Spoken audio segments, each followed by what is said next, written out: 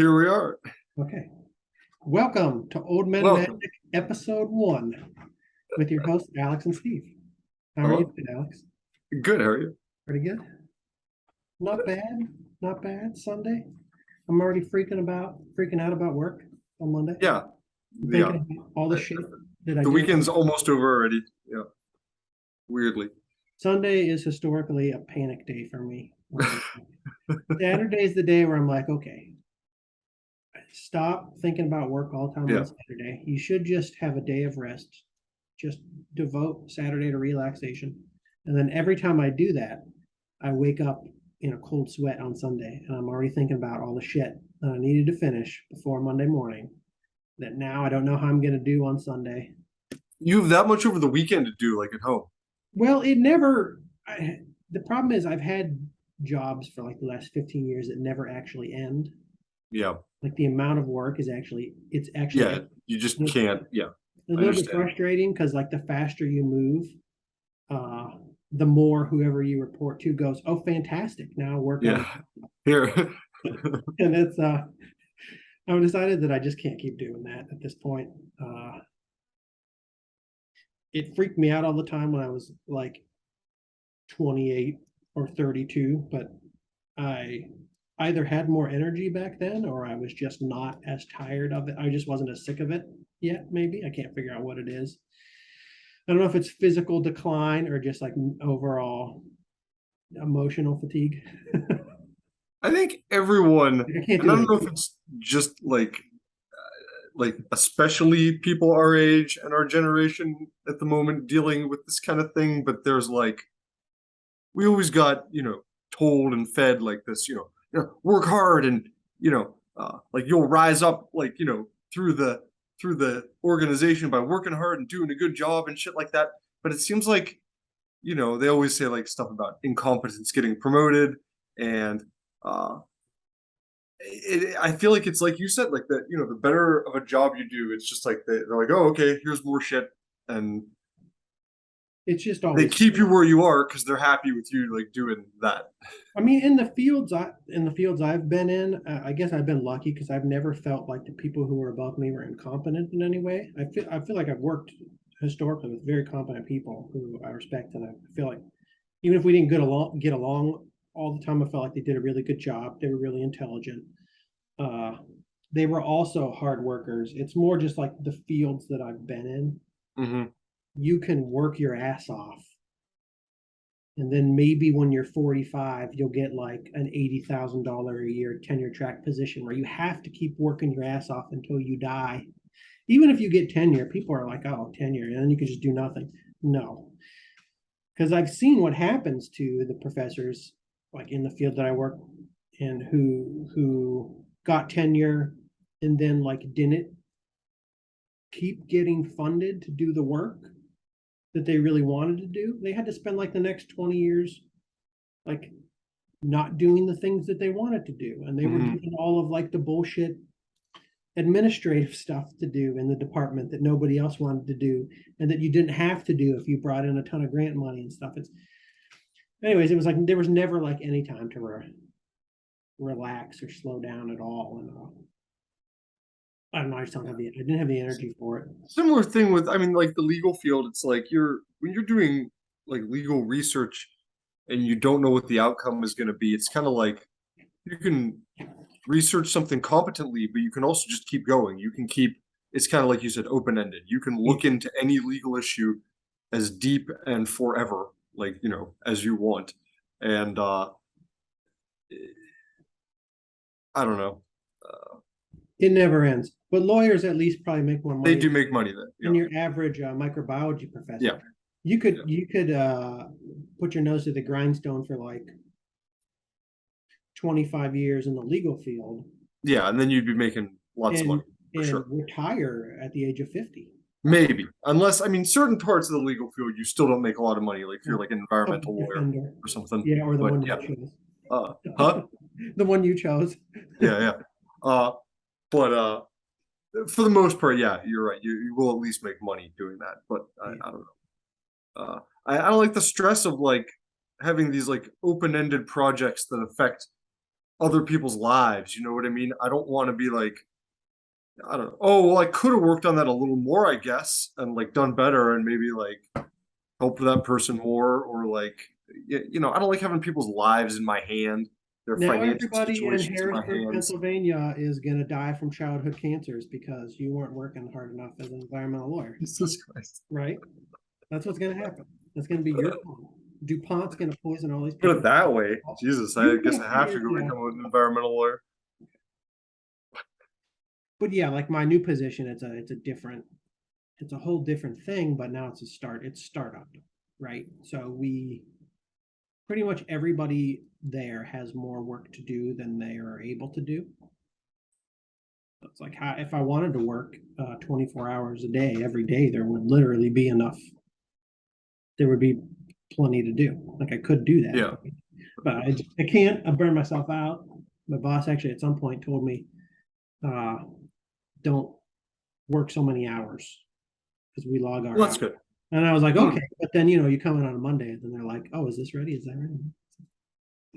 Didn't you just tell me? So like relax over the weekend. Anyway. Once we finish this up, I'm gonna be sending some emails to some technical service people at some companies asking them things.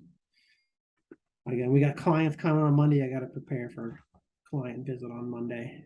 This is a new thing now. I have to be professional for clients. I'm like, this is man. I didn't think that's a whole extra dimension. We had to add like our photographs of ourselves to our Outlook.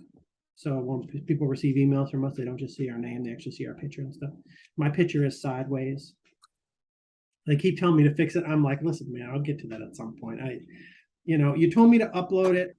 I uploaded it like everybody else uploaded it, and for some reason my picture is sideways. So now I spent like a half hour trying to figure it out, or an hour trying to figure it out, and uploading things. Like, how much time do you want me to devote to this?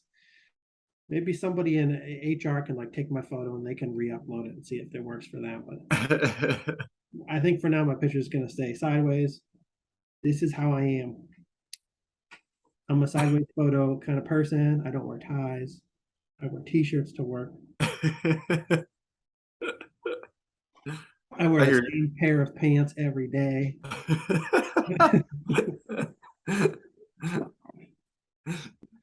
Before we get into the topics for the day, I got an order. I don't remember what it is that I ordered that these came with, but somebody sent me some. Well, I had two orders. One of them, I ordered an Ice Age card. I think it was like it was one of the Pain Lands. Yeah, you sent me that had a dent in it. Right? It was a different one. Oh, I got one that didn't have a dent in it. And then I got an Ice Age one that didn't have a dent in it. I got one of the Apocalypse ones, one of the newer ones that did have a dent in it. And actually, I'm sending that motherfucker back. That's the third thing I've got with a binder dent in them. I know. Yeah, that's crazy. One of them was a grinning totem that I bought for 25 cents. So I was like, I don't want to go through this. Yeah. The other one was a Sands of Time. I think I bought for like $4, and I was going to send it back. And I was like, I just don't have the time. I got to send an email. We got to go back and forth once or twice. Then what you're supposed to do is send me an envelope with return postage. And then I got to go to the post office, which is never open when I'm actually home, and then mail it back to you. And it's I just don't feel like doing anything extra. I just want to order the card, and I just want you to send it to me, not damaged. So I gave up on the Sands of Time, but this card was over $5. It was like $6.50, and I'm like, fuck you, people. This is definitely not mint, and it's a bad binder dent. It's like when I see people buy cards online and grade cards online, it's like, if it's beautiful but it has a binder dent, that takes it to damaged for most people. That's what it seems like. It's not even like consensus, and that's my opinion. Played. It's damaged. Yeah. I'm sending that one back, and I'm sending another one back too. This is one of the two I sent you photographs of. The one was the binder dent. The other one looks like it had been soaked in water. Oh. Looks like it was that the mountain? I think it was a Battlefield Forge. No, it was a Shivan Reef. So that's one of the Apocalypse Pain Lands, red blue Pain Lands. And it's like, it has weird spotting. all over the front and the back of the card. It has strange like stress lines all up and down the back, like cracks. And Weird. I couldn't photograph it. If I would send you the photographs, you couldn't really see it in the photographs I was taking. But if you hold it up to light and you turn it back and forth, it's like all wrinkled, like gently. Oh yeah. There's no like one big bent. It's just slight waves, like all throughout the card. Like, and it looks like it had been soaked in water and then like dried out at some point. Yeah. And this person sold this to me as near mint. And Wow. like, no, dude. And then he offered to. He's like, "That's fine. I'm fine with a refund." But he's not even doing it the way that TCG player says they're supposed to do it. Like the one thing I'm returning is from an actual gaming store. And they're like, sure thing, we'll send you the envelope with postage, send it back to us. This guy was just like, yeah, just mail it back to me. And then I'll just refund you when I get it back. And I'm like hoping that he is planning on refunding me for the return postage. Yeah, like what the fuck? Like We'll see what happens. He's not following the TCG. you're not supposed to have to pay postage to return it to him. No, I'm not. So we'll see what happens. But I feel like it seems like some unprofessional dipshit kid. Yeah. Anyways, one of the people sent me Ice Age comments. Uh-huh. So I have an Orcish farmer and stone. What a trash. What wow. And then another person sent me mountains, which I was like, I saw I'm moving toward. I'm finally accumulating my basic lands that I need to actually build. But these I saw that. I thought you were like, is he just showing me that he got more basic lands? That's what I thought. Okay. These are the only two basic lands that I have now. The only two. These were from 2017, and they fucking feel like trash. I know. God. Now, do all cart you bought Baldur's Gates? Yeah. Well, yeah. Like fucking garbage, or is it just some of the sets they printed were like? I can't say for sure, but I think they pretty much all feel lighter weight these days. Like for almost all of them are much lighter weight than the old cards and thinner. I don't like it. Thinner in some of the premium sets, and they print them in different places, and they vary a little bit. And some of the premium sets, I think, maybe are a little more robust thickness wise. But that's one of my main complaints about newer cards, frankly, is that they just do not feel as sturdy and as much like a Magic card. They feel like a photocopy of a Magic card. It does. This feels like a proxy.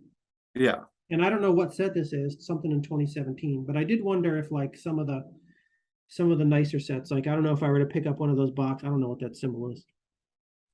If I were to get a pack of double masters or something, would they feel shitty like this? Or would they feel more like an old I think it would be a little better. I haven't opened any of those or held them, but I've heard people say that at least certain types of cards are thicker because you have different treatments and stuff, like different etched foils and so such and such. But I've heard people commenting that some of them feel thick.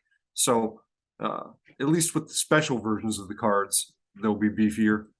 Yeah, they gotta make them better. I feel like if you skimp on the quality of your product, that's not good for the long-term prospects of the game, especially the game that has become a collectible at the same time, and people actually care about the quality of the shit. Yeah, I don't think you want to have like two different like eras of card quality and thickness, and it's like when a company makes its candy bar smaller. Yeah. Because the kids that grow up playing with this shit, when they get older, they're not going to be like, oh, I remember those things that we played with when we were younger. Like, I want to collect those. They were awesome. I remember how awesome they were. They felt good. The art was amazing. They were fun to look at. They were fun to hold. There's a tactile experience for sure. Yes. People talk about sniffing cards. This is what they smell like when they come out of a pack. This is some weird shit they were doing with this Legends reveal. And they had these people. I didn't watch the stream, but I watched like snippets of other people watching the stream when they revealed the secret Legends boxes that they found in the warehouse in the middle of nowhere. Yeah. And they were talking to some people who worked at Wizards of the Coast, and I was like, I don't want to listen to these people because the things that they were saying were just bizarre. But they did talk about smelling the cards too. I swear somebody was like, smells kind of like chocolate. Somebody said the word chocolate. Like classifying the card smells like wine tasting. Yeah, hay, Say hints of straw, uh, leather.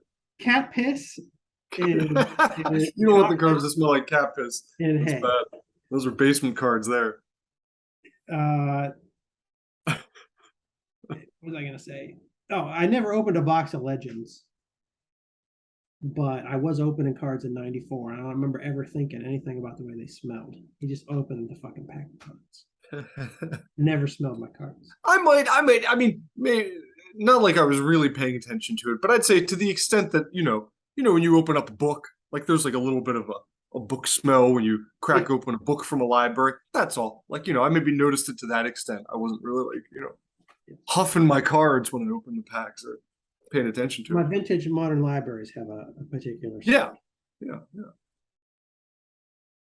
This it usually smells like pipe smoke, cigar smoke, in basement. Anyways, do you have a topic for today? I have a topic for today. I have almost nothing. I don't have any of my notes with me because I'm dog sitting at a house. So I don't have my computer open or notes. I noticed one or two cards dipping. That was pretty much the only thing that I paid attention to Yeah. this week. Just a little. Just a little. Maybe nothing to speak of, but I gotta write it down. I'm writing down. well, okay. So I tried to look up one or two legends to see if this announcement is affecting old legends prices at all. And I've had my You're a fucking moron if you think it's gonna drop the price. no, I don't really. I know think you don't. You said you don't. yeah. There might be maybe prior to the set coming out, there might be a little bit of a drop, but I think once people realize that they aren't coming into the pipeline as much as they thought it, Yeah, I don't remember what the numbers are, but I think it's like they're probably introducing like 10 of some of these rares to the market. Yeah, it's not it's not a lot. So I think maybe right now there's a few people who are like, oh shit, I better sell my Legends card. But the closer we get to the set being released, I think the less that will be the case. But I looked up Pendlehaven because I wanted to buy one anyways, and it's been sitting at about 34 and change or something. And I think I saw it this morning there were some that were like $31. It's like not a big deal, but it's like okay. That's a little more around where I want to pay for it, $30. Oh, so here's all my Pendlehavens.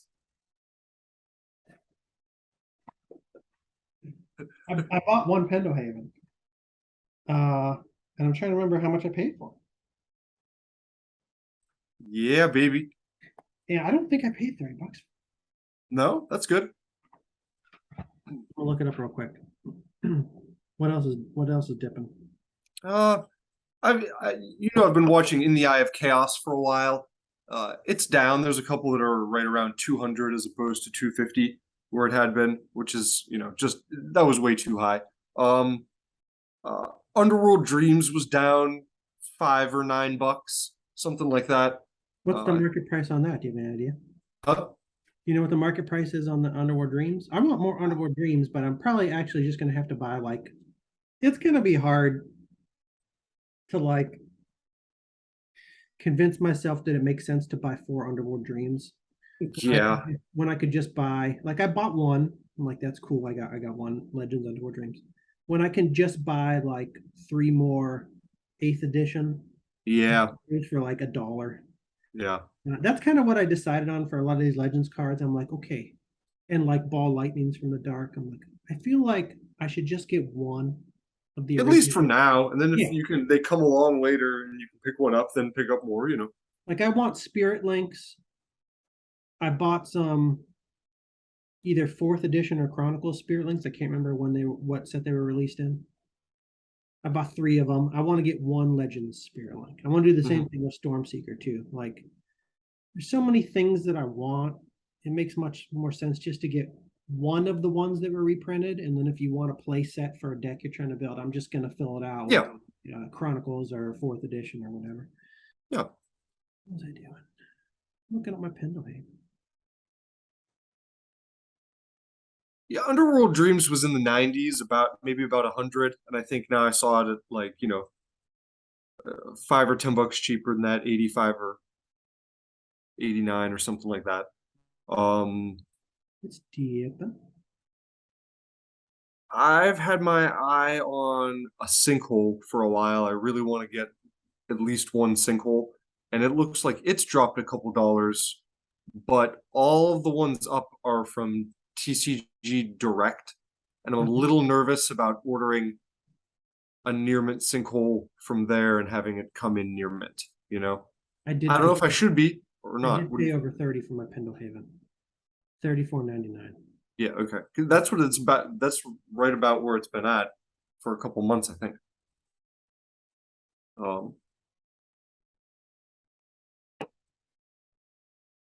TCG Direct. I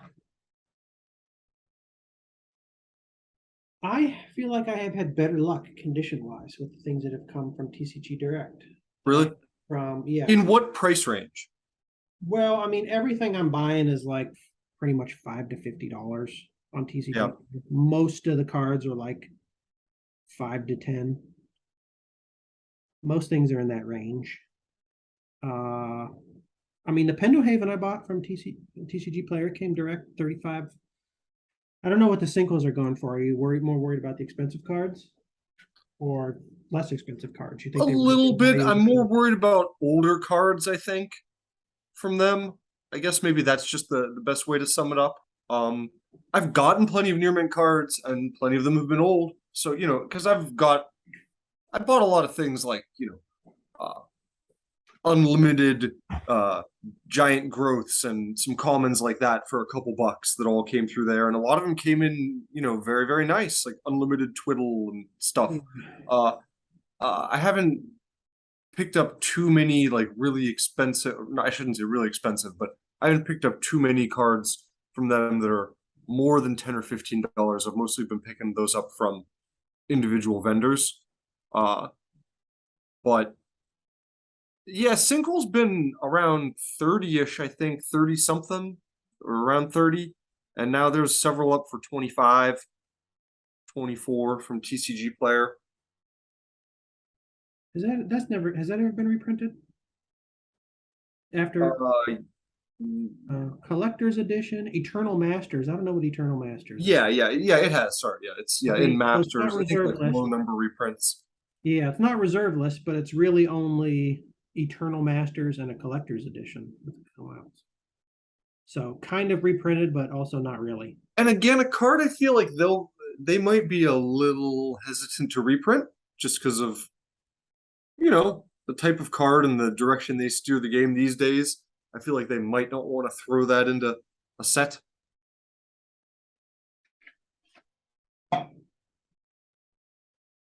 It is a good one though. I want some of those, and I want some berserks. The berserks are what every once in a while I'm like, I want a berserk, and then I'm like, no, it's $150, and then I'm like, That's so much money. I can't believe it's that much money. have you ever seen? So they reprinted it. This is honestly, I think Wizards should they need to reprint more stuff, even reserve list stuff. There's enough things on the reserve list that there are enough examples of cards that are not on the reserve list that have been reprinted, some of which have been reprinted like crazy, where the original is still fairly highly valued. Yep. You might now, some of the shit is going to drop. Like if they reprinted Tabernacle, it's not going to be $4,000 fucking dollars. Right. I think a Mana Drain. If you want a great condition Legends Mana Drain, it's probably going to be like $300 right now. I think this is still an expensive card, even though it's been reprinted multiple times. It's been reprinted in sets where it was kind of like a special card in that set. Sets that didn't have really high print numbers. Right. And some people might argue, they might say, oh, you know, if this thing wasn't reprinted, it would be $1,000 right now. It would be the price of a Moat or an Abyss. Mm-hmm. Maybe, I don't know. All this to say that, yeah, if you reprint your Tabernacles right now, they're not going to be $4,000. But they're still going to be expensive as hell. The original still will be expensive. They will still retain a great deal of value. And I'd imagine most of the people that have Tabernacles right now didn't buy them for like $3,000. Yeah. If it drops, it's probably still going to end up higher at some point than it was when they originally bought it.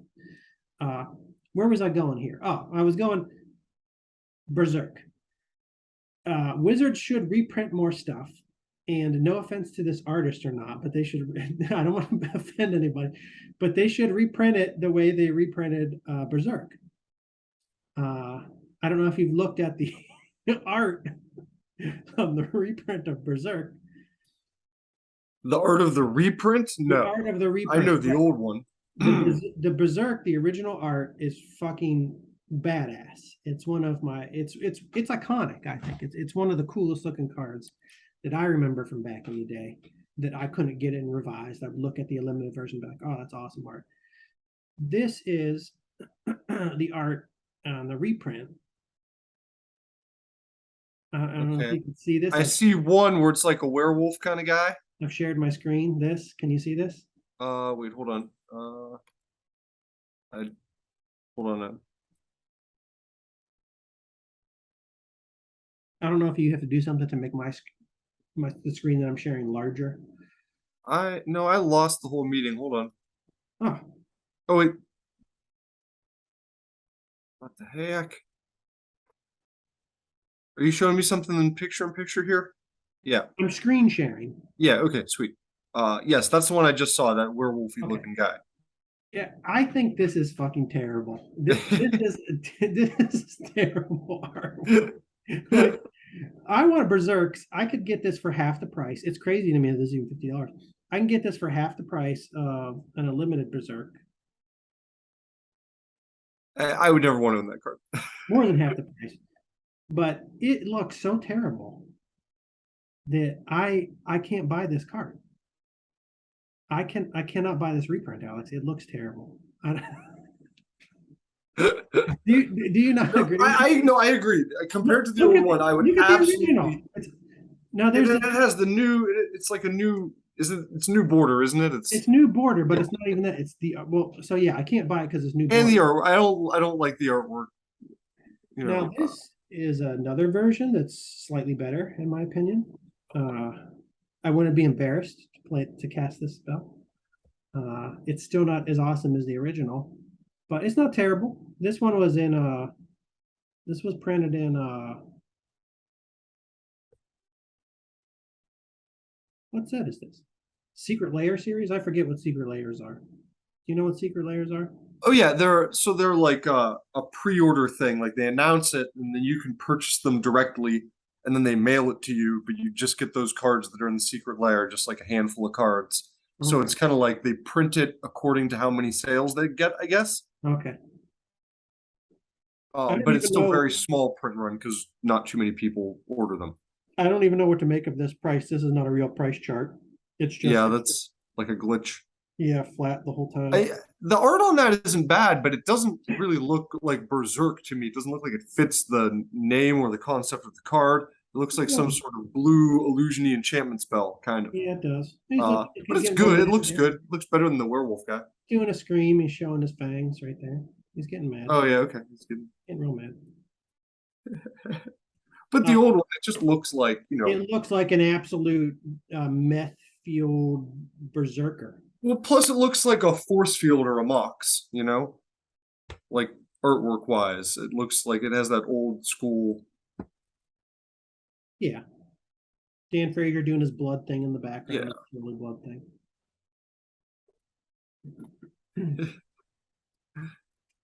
Which, okay, what was I talking about? Why did I talk about that?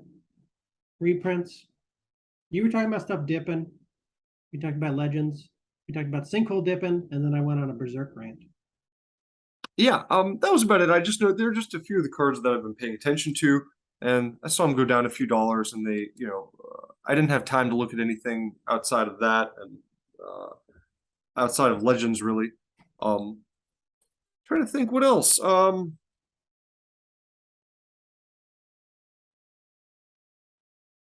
don't know. Tell me about your pre-modern cards, your creatures. Okay. Well, for today's segment, I'm going to discuss 5 playable pre-modern creatures that I found for under $1. Some of them you definitely already know about, but you might not know about all of them. I don't know. Some of them are brand new to me. I'm going to pull them up on MTG stocks and we'll go through them. I'm going to go back to sharing my screen.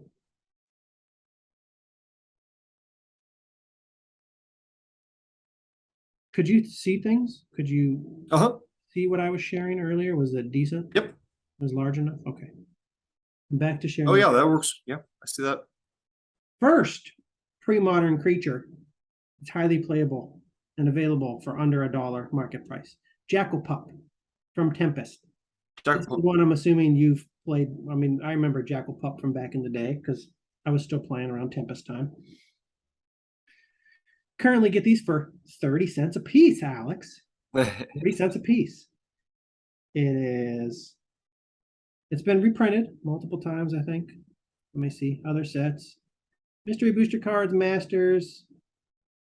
Probably all small print runs. But anyways, even without reprints, it'd be cheap. It was a Tempest common. 1 drop for 2/1. Pretty straightforward. Good creatures for burn decks. I'm trying to build some sort of burn deck in both Pauper and in pre-modern format.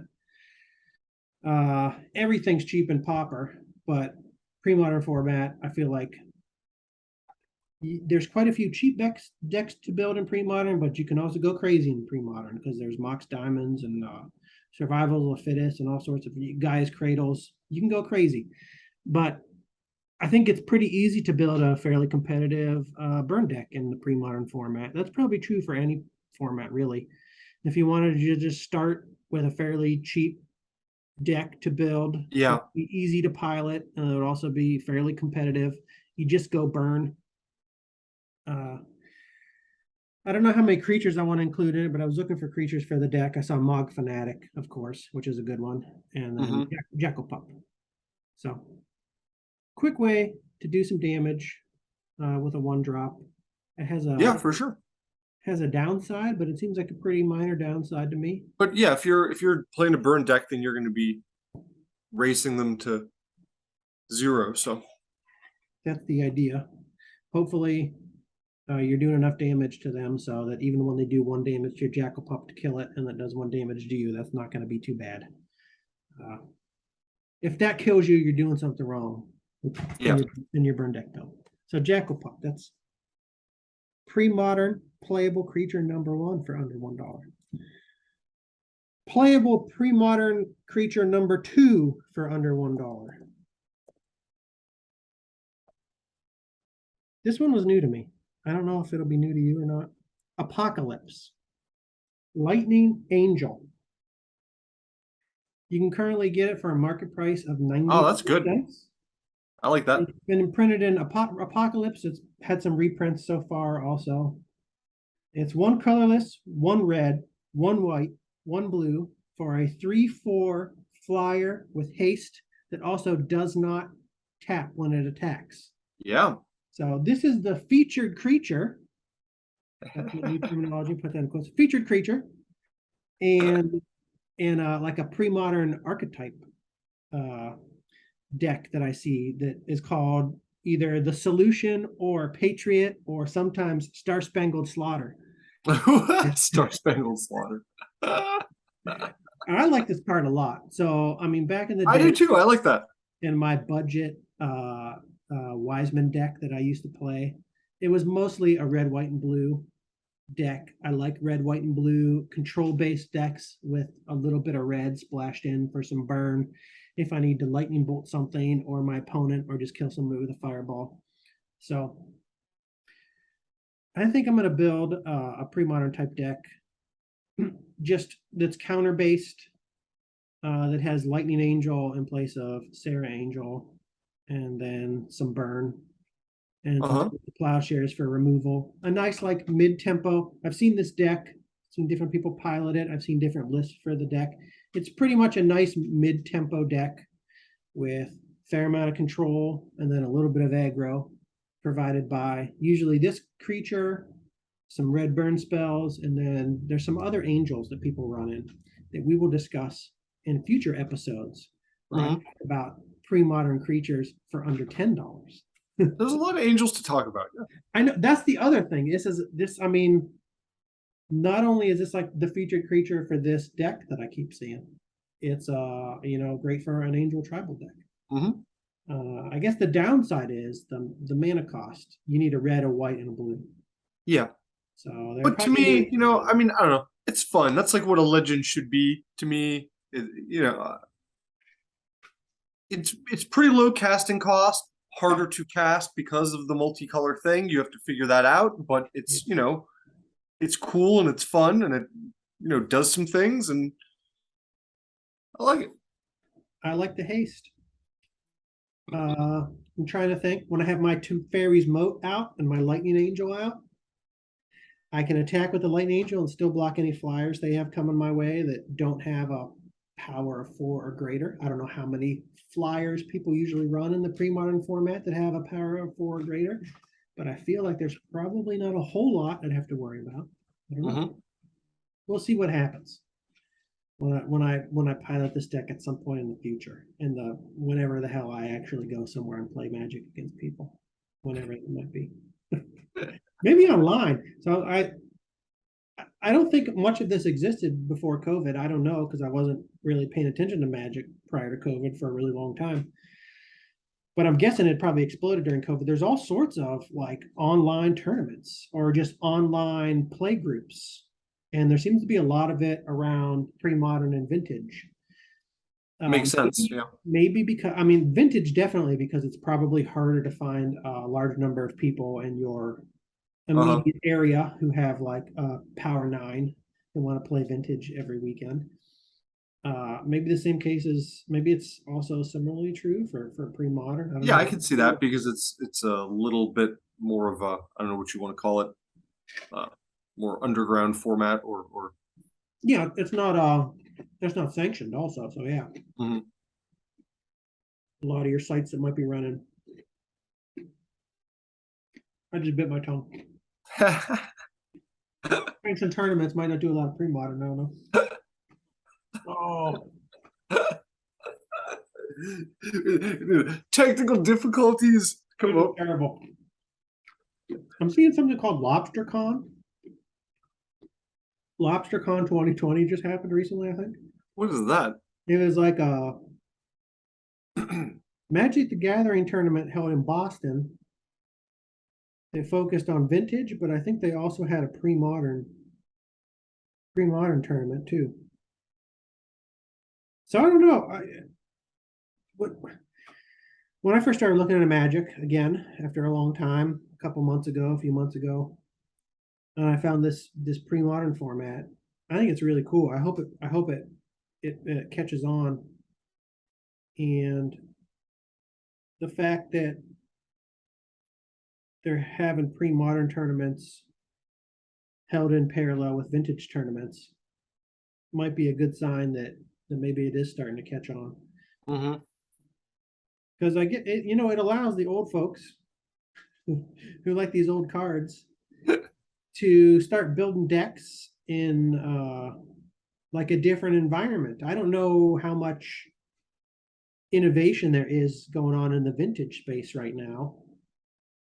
There's a whole lot that I don't know about it, but just browsing YouTube videos, looking at deck lists from recent vintage tournaments, it's like a lot of control decks. I don't know what is out there that everybody's playing the deck all the time, or just like a few different archetypes that I've heard about in vintage forever, and then I remember from when we played back in the day, like Ernamgeddon or something. Pre-modern, there's more sets to choose from. It hasn't been a competitive format for nearly as long, so there's probably like a lot of unexplored ideas. I do look at the pre-modern decks right now, the deck list from tournaments, and I do see like the same few types of decks. But that doesn't necessarily mean the format's stagnated. I think maybe there just hasn't been enough time to like think of all the different possibilities in this format. Yeah. Anyways, I don't know why I started going on this rant, but cool pre-modern creature. I hope to build a pre-modern deck with it sometime in the not too distant future. Pre-modern creature for under $1, number 3. Number 3. You might remember this. Purchase. I talked about this last week briefly. I don't know if you remember this. Did this exist when we played? It didn't exist when I was playing because I never opened a pack of Odyssey. I never heard about Odyssey until a couple months ago. Psychotog. Creature from Odyssey. I don't think it's been reprinted. Apparently there was a Tog cycle in Odyssey. There are 5 different Togs, and Psychotog was the one that caught on. And I think because each one had like 2 different pump abilities, 2 different things you could do to pump your Tog. And I looked at them. I don't remember what all the other ones did, what pumped all the other ones. But probably what made the Psychotog the best is the 2 different things you could do to pump it fed into each other. So Yeah, colorless, sure. 1 blue, 1 black, 1 to 2. You discard a card to give Psychotog +1/+1, and then you can also remove 2 cards from in your graveyard from the game to give it +1/+1. So you could drop 2 cards and give it +3/+3. So this is not bad for its mana cost. You get a pumpable 1/2 creature for 3 mana. It is a featured creature in Psychotog decks, which were apparently a thing for a long time, at least in extended format, which I think is what used to be called 1.5. Was that type 1.5?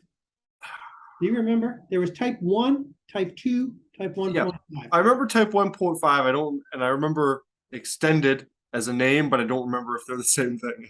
I think when I read about extended, I think what I read was that it was like it included all of the cards from like the last so many sets, plus whatever the base set was at the time. So like the last 4 sets was extended. Maybe that was type 2. I don't remember. But it was big in some sort of limited format like that. And I think people kind of lost interest in the decks because some of the cards they used to run with it were cycling out of the format. And then it just didn't remain big.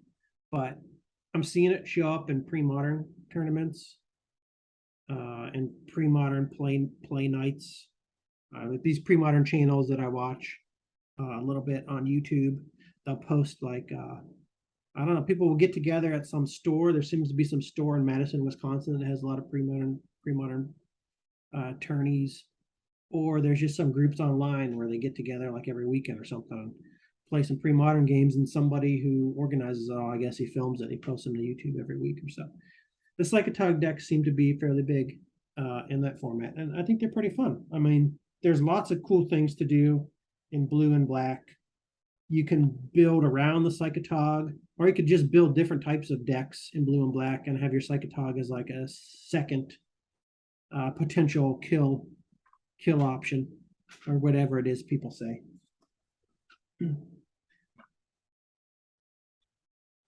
What am I trying to say, Alex? Not kill option. What is it? What do you call win condition? Win condition. That's what I mean. A second win condition. But it seems like most of the decks that have Psychotog, that is their win condition. They build it around the Psychotog. Yeah.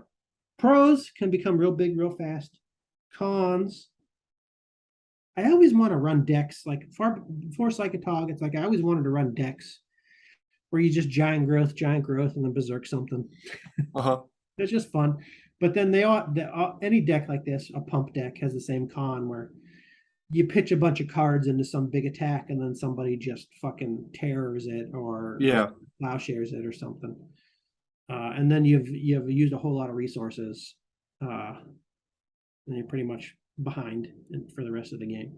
Yeah. Well, the good thing is it fits into a blue deck, which means you can, use it in a situation where you have, counters available or some control established. You can build it up. You can put yourself in a situation where you're ready to pump it big. Yeah. To take out your opponent, where you should also have some counter magic in your hand. So that's, I think, the idea behind it. That's probably how people who aren't morons use it. Psychotog deck. Yeah, certainly. That'd be fun to play. 50 cents, bitch. 43 cents. 50 cents. Market value right now. That's crazy. It's never been reprinted. Now, I guess I shouldn't be surprised about that because when you think about ATOGs, well, ATOGs have been reprinted out the wazoo, actually. I'm like, ATOGs, original Antiquities ATOGs aren't that expensive.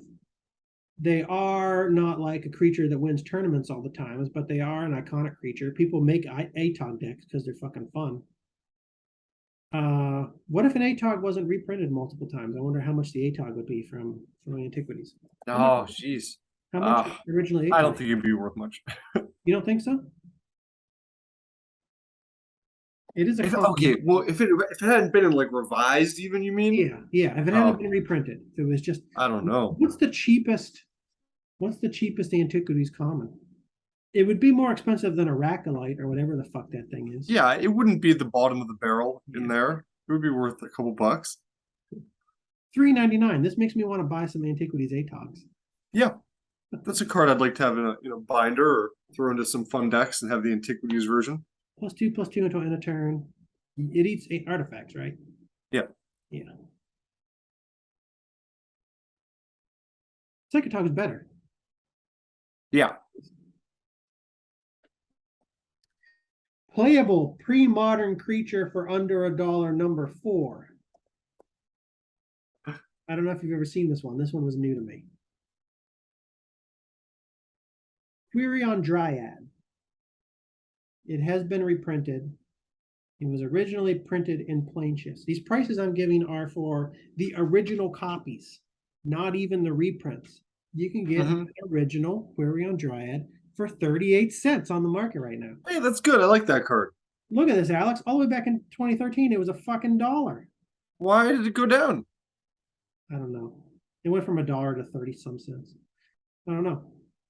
It works good with any multicolored deck. This might have been similar. It might have been similar to the Psychotog story. Like maybe it was pretty powerful in some sort of revolving format, and then some new shit showed up, and people. But it's a rare. Oh yeah, it is. I forgot about that. I'd buy a couple of those for 50 cents. Yeah. What the heck? Yeah, I did. I did. I don't have them yet, but I ordered some. It's my first plane shift card. Really? I think so. What? I don't think I have anything from plane shift. No, I had a few packs from back in the day, so I had a few cards, and I guess that made me look at it a little more closely than I did with like Odyssey or some of the other sets. Apocalypse. I looked at plane shift a little more closely, and then I think that made me buy. I bought a few like $1 cards and stuff from it that I thought were neat. I don't have any plane shift cards. When was it pop? When was plane shift printed? Does it say 2001? Yeah, at the very end of when we were playing, like, or right after we had stopped or something. I see this stuff and I always think, oh, this must be from like 2016. Yeah. Although I don't know if that couldn't be right. I don't remember when they switched the frames. Anyways, there's so many sets that were printed like right around when we stopped, and I think they're much newer than they are, and they're not new at all. Plane shift, 20 years old, Quirion Dryad, pumpable creature, very playable. Put it in a multicolored deck. It's 1 colorless, 1 green, 1/1. Whenever you play a white, blue, black, or red spell, put a +1/+1 counter on Quirion Dryad. This is awesome.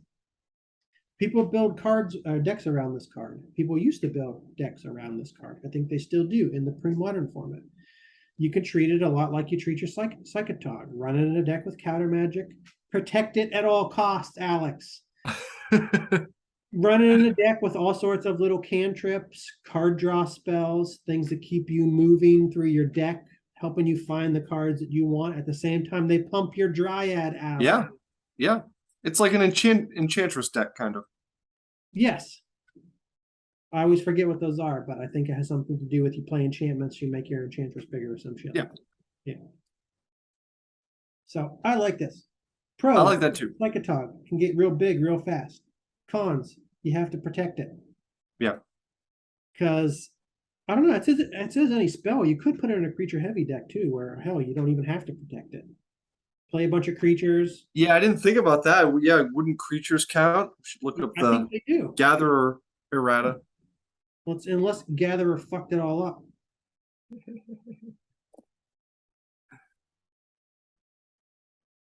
Query on Drought. I looked at something on Gatherer the other day and I was like, oh, damn it. It screwed it up. It was like a Meteor Crater or something like that. It was a colorless land. An ability that triggers when a player casts a spell resolves before the spell that caused it to trigger. It resolves even the spell is countered. Okay. If you cast a spell that's more than one color, Query on Dryad's ability triggers just once. Okay. It doesn't exclude creatures. No. Let me click on the original Planeshift. It's rated 4.351. Above 4. I've seen a ruling like that before on another card where it says that the spell, for purposes of the card, the spell is considered cast even if it is countered. And I don't really understand that. It seems to me like it doesn't fit the way that I would think that would work. It doesn't fit the rules of the game. Yeah. I might be missing something. I'll have to look into that a little more. So I'm looking at these gatherers comments and I'm seeing, and then there was Tarmogoyf, and I'm remembering when I was reading a little bit about Query on Dryad, I found this. I just Googled Query on Dryad. I found a couple articles that came up and I skimmed them. And actually somebody was talking about Query on Dryad being like a major deck type in some format for a certain period of time. And then Tarmogoyf came out. Oh, okay. And I don't remember what Tarmogoyf is. I looked it up and I saw that it was not old frame, and then I immediately removed it from my mind. Yeah, I know it's a card that has been very popular. But you know what? This means Tarmogoyf is not in Premodern Future Sight. So whatever this did to Queer and Dryad, you won't have to worry about it in Premodern format. Tarmogoyf's power is equal to the number of card types among cards in all graveyards, and its toughness is equal to that number +1. What? So like if you have all the card types, like, you know, if you have a summon elf and I have a summon warrior and those all count as different card types, right? So basically every card in every graveyard, almost. Unless there are duplicates of cards. So I think why this probably fucked with the Query on Dryad decks is because the Query on Dryad decks were built around casting all sorts of cheap spells as frequently as possible to pump your Dryad. But when you're doing that, you would also be pumping your opponent's Tarmogoyf. Is that what this is telling me? What's the problem? No, I think they're just saying it's better. Like they just people are just like, I would prefer to play this. Yeah, because you could play Tarmogoyf instead and pump that. Well, it's not better because it's not old frame. So. Or you play them together. Yeah, I don't know. Yeah. I'm not sure what that comment was about too much, but I still like the Dryad. Modern Masters. Well, I mean, with the Dryad, I suppose when you compare them, like Future Sight.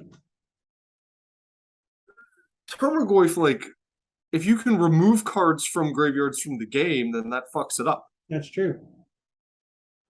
That is also true. So that's one reason why I maybe like that Dryad better. Anyways, I thought that was a cool one. These are 3 creatures: Psychotog, Query on Dryad, Lightning Angel. I think I can build pretty reasonably priced pre-modern decks around. At least the creatures themselves are cheap. There's always blue sorceries and shit and artifacts you can add to these decks to make them as expensive as you want, of course. But you can build a playable deck around these last 3 creatures. That's pretty affordable, I think. Anyways, pre-modern creature number 5 under $1. This is one that nobody talks about, and then when you look it up on Gather, everybody thinks it's dog shit, and it might be, but I want to play it. I want to play it in a pauper deck because I don't think that I'm wrong. I do think that it is a common. Let me go to TCG Player and confirm that. Can you look up rarity on MTG stocks? I don't think it tells me. I don't think so, no. It is a common. It is. Uktabi Efreet.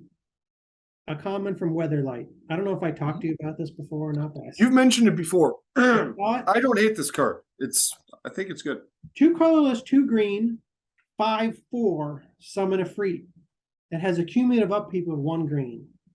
But you play this in a green deck, you play this in a mono green deck with mana ramp, green elves, growths, some artifacts if you want.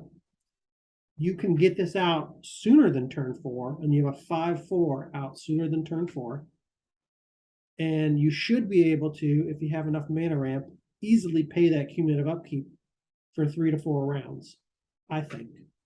At least this is how it works when I play myself in the pauper deck that I built on mockfield.com. That's at least how it works. And nobody's actually playing against me. No, I agree with you. I think it's in a green deck, it's going to be pretty easy to pay that at least for a few turns. Yeah, great way to get out a big thumper early on. 5/4, and I was messing around with it in a blue green deck. In Pauper, I was trying to think about like how to use Unstable Mutation. You can use it with cards that bounce creatures back, boomerang your own shit, mana war your own shit. When you can't play the cumulative upkeep, or if you don't want to play the cumulative upkeep for 1 turn or so, because you want to do something else that turn. Yeah. Boomerang it back to your hand. And then you can get them back out for 4 mana again. Yeah. Exactly. Same thing with the Lightning Angel, because she has haste, It's good in a deck like that. Yes. So. All right. Well, I'll tell you what, you just made me think of one with the last 2 cards. So I'll throw on number 6. Bonus. Because bonus. Is this a Premodern creature for under $1?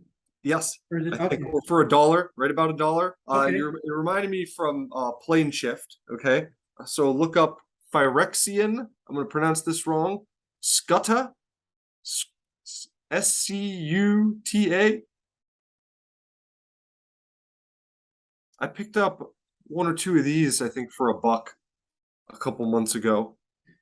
Current market price as of July 31st, 2022. 78 cents on MTG stocks. 3 colorless, 1 black, 3/3. Phyrexian Scutta. It looks like an alien zombie. Yeah. It looks like a Rasta alien zombie.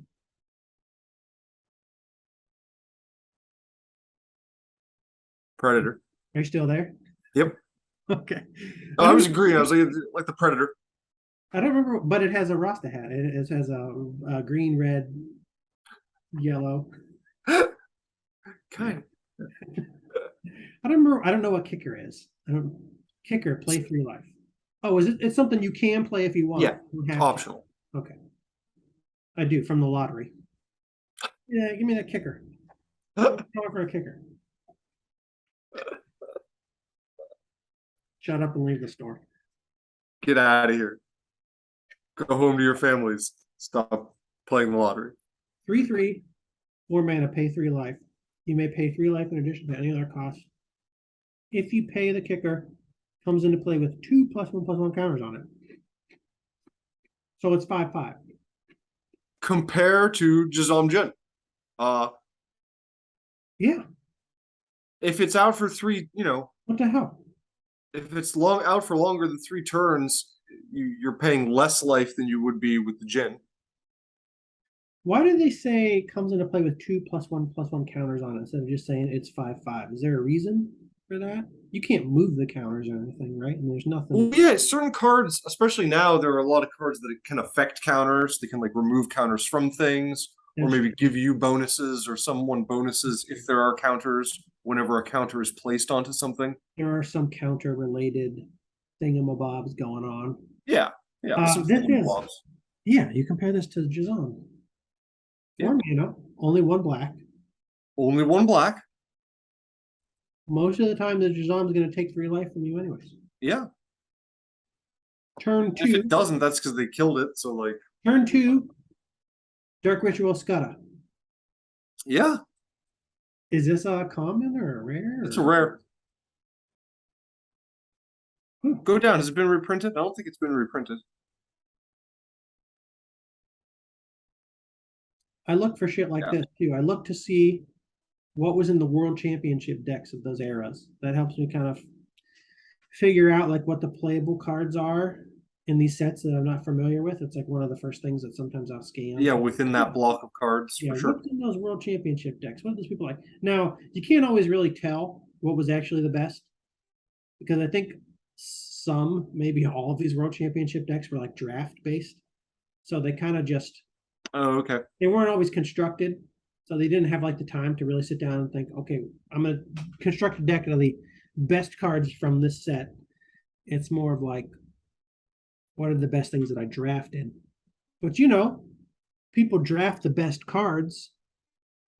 It's going to help them get the farthest. So, Yeah, but yeah, you're right though that like in that format, sometimes certain cards will be, weighted a little more heavily than they would in yeah, a pre-constructed format for sure. yes. Um, Well, that's a good one.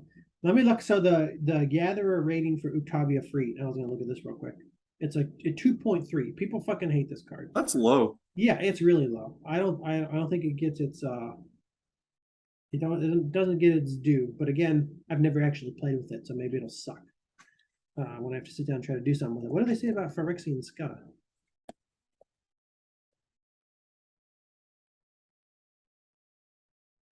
3.8. Does anybody compare it to Jazam Jin?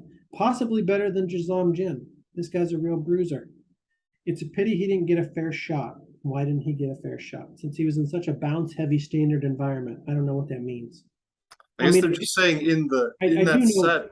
I do know what it means, but yeah, like was there a ton of bounce and plane shift? I guess, yeah, or in the sets around it that were played at the same time. Hmm.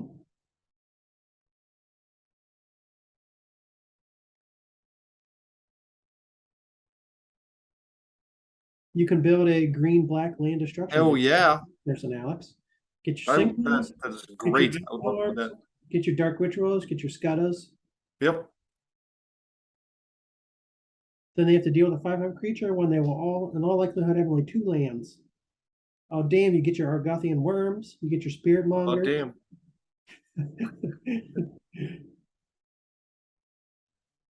This person does not agree that is better than Jazamjin. By the time you've paid 3 life for Jazam, you've already swung for 10. This is true. This is true. Yeah, it's more upfront for sure, but I don't know. It's definitely a good card. Whether or not it's better than Jazamjin, remove that as a talking point for now. It's a pretty cool card. It's at least you could at least consider it. And pre-modern legal and currently available for under $1. Is anything in plane shift expensive? I'm going to click on plane shift. What's the highest market price for a plane shift? I did look at this recently and I was like, oh, plane shift isn't a very expensive set overall. Diabolic Intent, which this looked interesting to me. This was a tutor, essentially a demonic tutor, where you sacked a creature. But I'm like, let's say you have a reanimation deck of some sort. Hell, run this. Yeah, that could fit in. It's a tutor. It's a demonic tutor. It's a demonic tutor in a reanimation deck. This is the most expensive card in plane shift. The other thing I saw in plane shift, I was saying I went to Gatherer and found an errata that made a card less interesting to me. I was looking at this Meteor Crater. Choose a color of a permanent you control. Add 1 mana of that color to your mana pool.